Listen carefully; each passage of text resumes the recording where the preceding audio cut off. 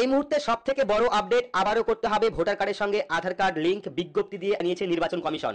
তো ইতিমধ্যেই কিন্তু স্ক্রিনে আপনারা একটি বিজ্ঞপ্তি দেখতে পাচ্ছেন 18/3/2025 অর্থাৎ প্রেস নোট দেখতে পাচ্ছেন, এখানে মেমো নাম্বার দেওয়া রয়েছে, যেখানে বলা হয়েছে election commission will take action as per article 326 RP Act 1950 and relevant Supreme Court judgment for linking EPIC with Aadhaar. আপনাদের যে ভোটার কার্ড রয়েছে সেই ভোটার কার্ডে কিন্তু আধার কার্ড লিংক করতে হবে। তো কিভাবে আপনারা ভোটার কার্ডের সঙ্গে আধার কার্ড লিংক করবেন অনলাইনে 2025 এর নতুন নিয়মে সেই পদ্ধতি সম্পূর্ণ দেখাবো, বাড়ি বসেই আপনারা করতে পারবেন। পাশাপাশি ইতিমধ্যে যারা ভোটার কার্ডের সঙ্গে আধার কার্ড লিংক করিয়েছেন তাদের আদৌ ভোটার কার্ডের সঙ্গে আধার কার্ড লিংক হয়েছে কিনা সেটা আপনারা কিভাবে দেখবেন সেই পদ্ধতিও দেখাবো। এখানে আপনারা দেখতে পাচ্ছেন একটা আর্টিকেলে এই সময়ের দেখতে পাচ্ছেন ভোটার কার্ডের সঙ্গে যুক্ত হবে আধার, শীঘ্রই কাজ শুরুর ঘোষণা নির্বাচন কমিশনের। তারপর দেখতে পাচ্ছেন ভোটার কার্ডের সঙ্গে সংযুক্ত হবে আধার নাম্বার, এই সংযুক্তিকরণের পদ্ধতিগত কাজ দ্রুত শুরু হবে। মঙ্গলবার এক বিজ্ঞপ্তি প্রকাশ করে একথা জানিয়েছে জাতীয় নির্বাচন কমিশন।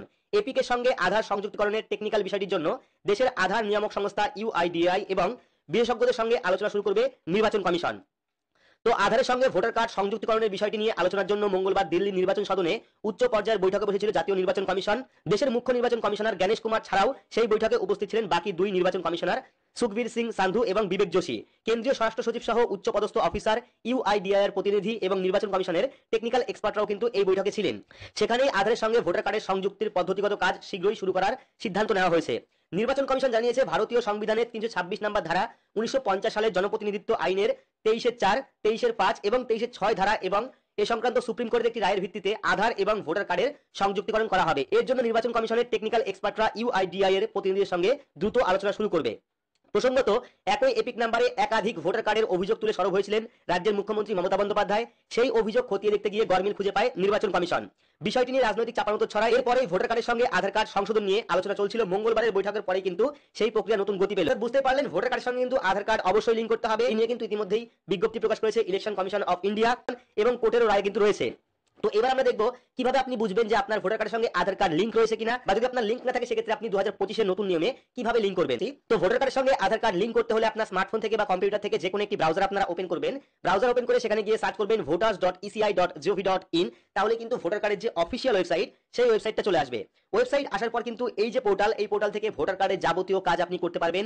রয়েছে ভোটার কার্ডের সাথে আধার কার্ড লিংক করার সেই অনলাইন পদ্ধতি করতে হলে একটু নিচের দিকে চলে আসবেন, দেখতে পারবেন ফর্ম নাম্বার 6B একটা অপশন রয়েছে, দেখতে পাচ্ছেন আধার কালেকশন ফর্ম নাম্বার 6। তো চাইলে এখান থেকে অফলাইন ফর্ম আপনারা ডাউনলোড করতে পারেন, চাইলে এখান থেকে ফিল ফর্ম নাম্বার 6B যে অপশন এখানে ক্লিক করবেন। ক্লিক করলে কিন্তু যে আপনার যে ফর্ম সেই ফর্মটা ওপেন হবে। তো এখানে কিন্তু যারা নতুন করে ভোটার কার্ডে কাজ করবেন, এখনো পর্যন্ত এই পোর্টালে নিজের অ্যাকাউন্ট তৈরি করেননি, তাদের কিন্তু অ্যাকাউন্ট তৈরি করতে হবে।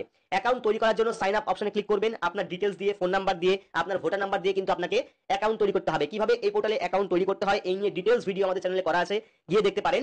বাকি যাদের অ্যাকাউন্ট রয়েছে তারা কিন্তু এখানে মোবাইল নাম্বার অথবা এপিক নাম্বার অথবা ইমেল অ্যাড্রেস দিয়ে যে পাসওয়ার্ডটি দেবেন সেই পাসওয়ার্ড দিয়ে ক্যাপচা কোডটা ফিল আপ করে রিকোয়েস্ট ওটিপি অপশনে ক্লিক করতে হবে। তো এখানে আমরা ইউজার আইডি, পাসওয়ার্ড এবং ক্যাপচা কোড ফিল আপ করে রিকোয়েস্ট ওটিপি অপশনে ক্লিক করব।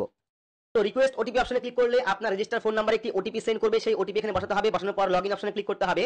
তো এখানে আমরা ওটিপিটা বসিয়ে দিচ্ছি। ওটিপি বসানোর পর আমরা ভেরিফাই এন্ড লগইন অপশনে ক্লিক করব। তাহলে কিন্তু আমাদের যে প্রোফাইল ওপেন হয়ে যাওয়ার পর বাদবাকি সমস্ত কাজ আপনি করতে পারবেন। আমরা নিচের দিকে চলে আসবো, চলে আসার পর আধার কালেকশন ফর্ম নাম্বার 6B অপশনে ক্লিক করব। ক্লিক করলে পরবর্তী পেজে চলে আসবে এবং এখান থেকে বুঝতে পারবেন যে আদৌ আপনার ভোটার কার্ডে আধার কার্ড লিংক রয়েছে কিনা।